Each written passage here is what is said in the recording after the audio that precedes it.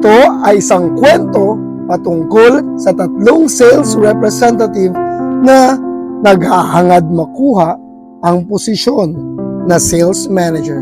Sila ay nagtatrabaho sa isang napakalaki at bigating kumpanya na nagbebenta ng mga sapatos.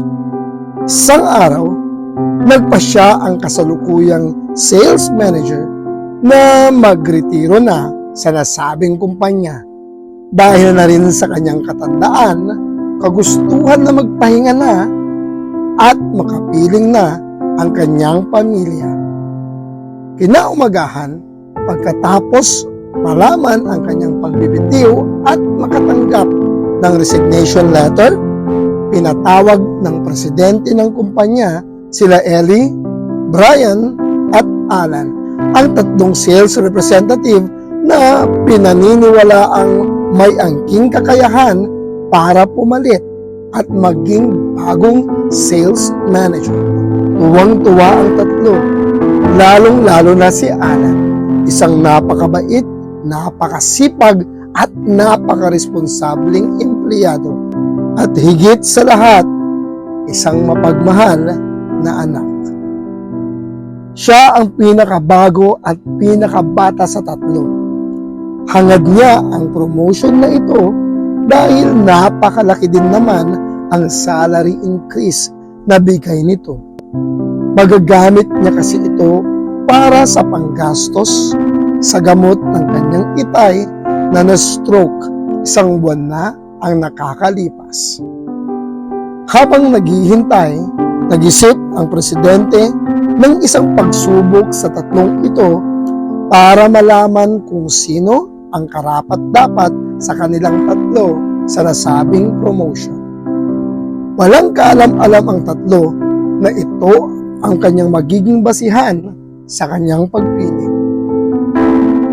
Nung sumunod na araw, pinapunta niya ang tatlo sa isang bulubunduking lugar sa norte para obserbahan ang isang tribo sa nasabing lugar. Pagdating ng tatlo sa lugar ng kanilang destinasyon, laking gulat nila sa kanilang natunghayan. Ito ay isang napakaliblib at napakalayong lugar na animoy parang wala na sa mapa ng ating bansa. Dito ay walang kuryente, walang signal at higit sa lahat ay walang internet. Napansin ng tatlo na ang lahat ng tao dito ay nakapaalamang at walang suot kahit tsinelas man lang sana. Ito raw ay bahagi na ng kanilang kultura at nakasanayan na nila sa napakahabang panahon at namana pa ang ganitong kaugalian sa kanilang mga ninuno. Pagkatapos nilang matunghayan at maobserbahan ang pamumuhay ng tribo, ng ilang oras, bumalik din agad ang tatlo sa pinanggalingan nilang syudad. Kinaumagahan, pinatawag na si Ellie, Brian at Alan sa opisina ng kanilang presidente. Tinanong sila ng presidente kung sa tingin nila ay kung gaano karami ang mabebenta nilang sapatos sa napuntahan nilang lugar. Unang nagsalita si Ellie. Sir, napaka-imposible po na makabenta tayo doon. Hindi sila sanay at hindi sila marunong magsuot ng sapatos. Kaya panigurado po ako, wala akong bibili. Madiing sambit ni Ellie. Sumunod na nagbigay ng opinyon si Brian. Sir, base po sa obserbasyon ko, mahirap po ang buhay ng mga tao doon. Sigurado po ako, wala po silang pera at wala po silang pambayad sa atin. Kaya sang-ayon po ako kay Ellie, wala po tayong mapapala sa lugar na yon. Wika ni Brian. Huling nagsalita at nagbigay ng saloobin si Alan. Ito ang kanyang sambit. Sir, Sa tingin ko po, marami po tayong mabebenta na sapatos doon dahil puro po sila nakapaa. Ang kailangan lang ay maturuan ko po sila kung paano po ito gamitin, ano ang kahalagan nito at kung paano po ito makakatulong para mas maging madali ang kanilang buhay, lalo na po sa mga estudyanteng ilang kilometro ang nilalakad makapasok lang sa kanilang paaralan. Napansin ko rin po na napakayaman ng kanilang lugar, napakalawak ang kanilang lupain at taniman. Marami rin po silang mga hayop na pinapalaki at inaalagaan tulad ng baboy, manok, kambing, baka at iba pa.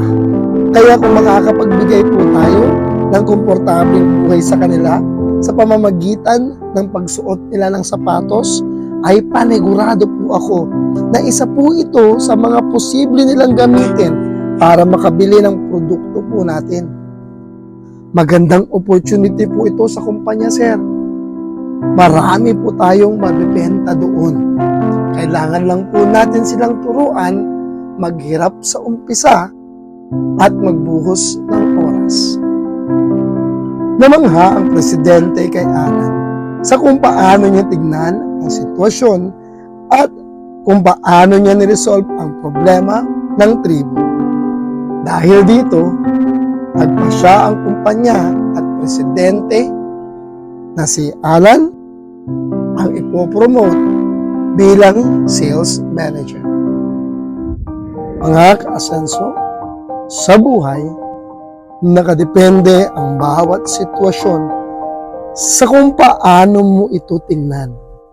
Makikita mo ba na ang problema ay isang problema o isang challenge at opportunity sa buhay na kapag ito ay iyong nalagpasan, ikaw ay magiging matatag, matapang at lalong titibay? Makikita mo ba at magrereklamo ka ba na ang bulaklak na rosas ay may tinik o magpapasalamat ka na ang tinik ay may isang napakabango at napakagandang rosas? Kailangan mo lang maintindihan na ang buhay ay punong-puno ng opportunity at hindi lang problema. Kung iiwasan mo lang ang kakareklamo at uumpisahan na baguhin ang iyong mindset, pag-uugali at mag-isip ng mga posibleng solusyon sa bawat problema. Naway marami kayong napulot na aral sa video natin ngayon. Muli, ito ang iyong kasenso, Glenn Tenorio. Maraming salamat.